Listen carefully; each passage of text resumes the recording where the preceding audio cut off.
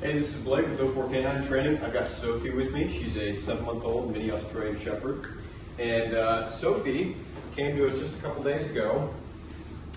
She is super energetic, loves to play. Yeah, loves to play. We're going to talk about how to start introducing your dog to training. So the first thing that you want to do, and you can start this at 8 weeks old, is you're going to start feeding your dog from your hand. And you can see she doesn't like the leash too much. There you go. She doesn't like the leash too much. Okay, so, and I've got a little bit of puppy chow on me. And so you can use a clicker, or you can do what I do, and you can use a specific sound that you make that the dog doesn't typically hear. Come here. Chip. There you go. And so I'm going to start conditioning her so that every time that she hears that sound, remember Pavlov and his dogs, she's going to be expecting one of these. Chip. Good. Chip. Okay. So now, if she's hungry, this is the best way to go about it. If she's not hungry, you're probably not going to get the best reaction out of your dog. So don't do this after they've been fed. In fact, I would suggest any dog that boards with us, I treat them how I train dogs. And so we don't feed them from a bowl. They never get food on their own. They always get food from a trainer's hand. Good. All right, I'm just giving her one at a time. Good job, yeah. Isn't she cute? Yeah, you are just so cute, yeah. Okay. See that? She perked her ears up and she knew. Wow. Okay.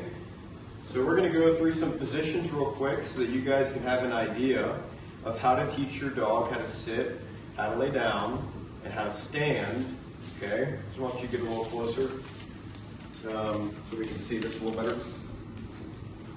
So you're going to start with the food in your hand. If you got a small dog like this, obviously you're probably going to be on your knees, get down low for the dog. Make it a little easier on yourself as well so you're not bending over and messing with your back. You're going to start at the snout every single time. Start at the snout and work your way up. I like to make a noise when I do this. You don't have to. Ooh. There you go. That's it. She earned it. That's fine. All right, so she's in the sit right now. Now notice I didn't tell her to sit. Right? Notice I didn't tell her to sit. All I did was lure her into the position. Uh-oh, there we go. There we go, good job. Again, into the down, and I didn't give her a command. I didn't put a name to the position yet, okay? This is how you teach your dog to sit or lay down without there being any kind of stress related to the command. Good. Okay. Good job. There you go. All right, so notice what I'm doing. We'll go over this one more time for the sit, and then I'll explain the down. So for the sit, I'm starting right here in the stand position, and then I'm just working my way up and back. She can't go anywhere but on her bum. Okay? And talking is making my timing a little off, but that's okay. Now this is foundations, this is not obedience. Now for the down, when she's in the stand, it's preferable. Start from the stand. Do not start from the sit. Okay? Good. Okay, so when she's standing, I'm not going towards me so she does a little army crawl. Never do that. It just looks sloppy. Okay? It's a reflection on your training and your leadership. I'm going to punch in, right? Kind of like that. Not straight down. If she's in the sit, then I'll go straight down. Okay, it's not ideal, but I will do it sometimes, especially when I'm trying to teach the dog to lay down from the sit. What I like to do is from the stand, and so when she's standing, get rid of my slack here. When she's standing, I'm going to punch. Let me come on this side. I'm going to punch in, just like that. And you can see the little sphinx-like position she goes into. Her body, naturally from the stand, she goes backwards like that, into the down. That's preferable. That's what you want. Okay, so again, from the stand and punching in, everything just goes back. Perfect, just like that. See that? And I'm still conditioning my marker, the chip sound that I'm making. Don't ever say chip.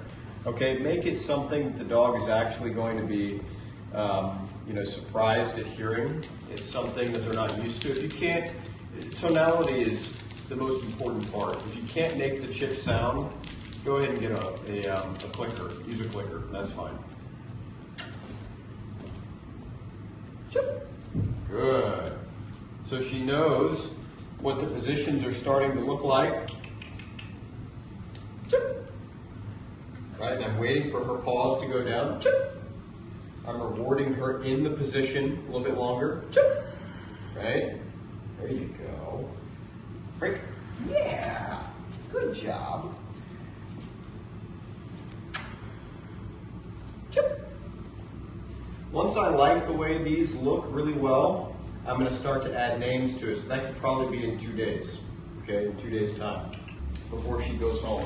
Okay, so in the next segment, we're going to walk you through teaching the dogs to get on the place.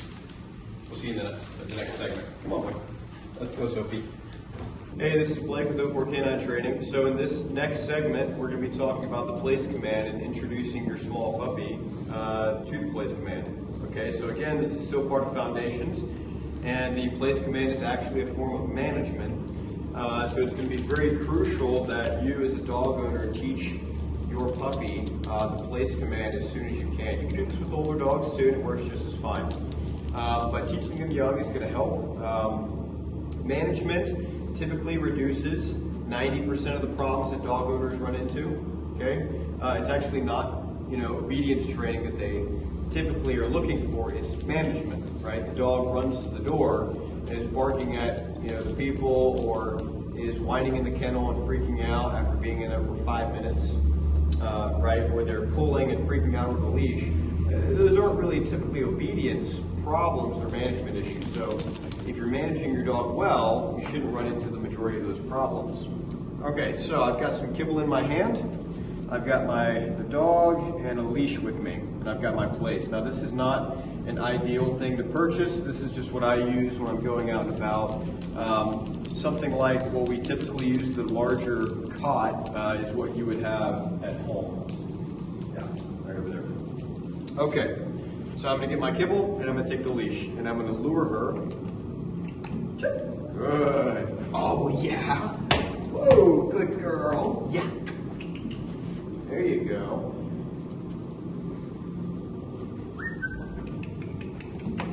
Whoa! Yeah, good job, good girl. Okay.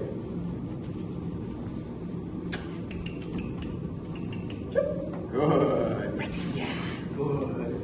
Oh, yeah.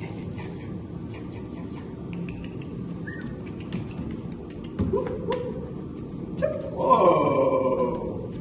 Yeah, good girl. Yeah. Wow. Look at you. Good job. All right.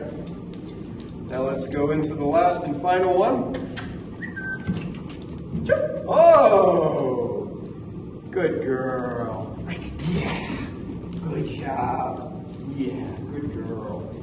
Okay, so if you noticed, everything was incrementally improving. Right? We got her close, then we got a couple paws on, right? Then we got her full body on, all 4 paws. And each time we released her from it, we directed her away. We made a game out of it, sort of. We made her play with us, and that's helping with any kind of stress or reserves as she has about jumping up on the place, okay? Oops. Good.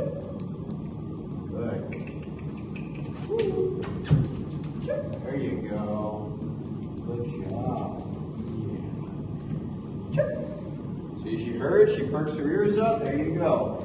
Now the place is a place that generates food and reward, okay? There you go. And now I can build upon this in terms of time and distractions. Good girl. Yeah, good. Yes, good girl. All right. And what's nice about the place command is it can be anything. It can be this, the dog cot over there. It can be a stump, a large tree stump, right? It can be a camping table, a picnic table, a bench, a chair, anywhere you go. And, you know, it makes it very versatile. You don't have to have a specific color bed. You don't have to have a specific looking cot. It doesn't have to be in a specific place in the house. It can be anywhere. You can move it. It doesn't matter. The place command is versatile. It's a game changer, all right? And from this, you can teach your dog to be self-control when company comes over, right? When you need to go into the other room to go and cook food, you know, do anything. You can teach the dog to be okay with the vacuum cleaner from here, right? Everything from the place command, like I said, it's a game changer. Okay, so, drop one. There you go. Good job. Okay, what we're going to do is we will jump into the next segment another time, but if you have any questions, make sure to put them in the comments section on the post. We'll see you next time. Okay, come on.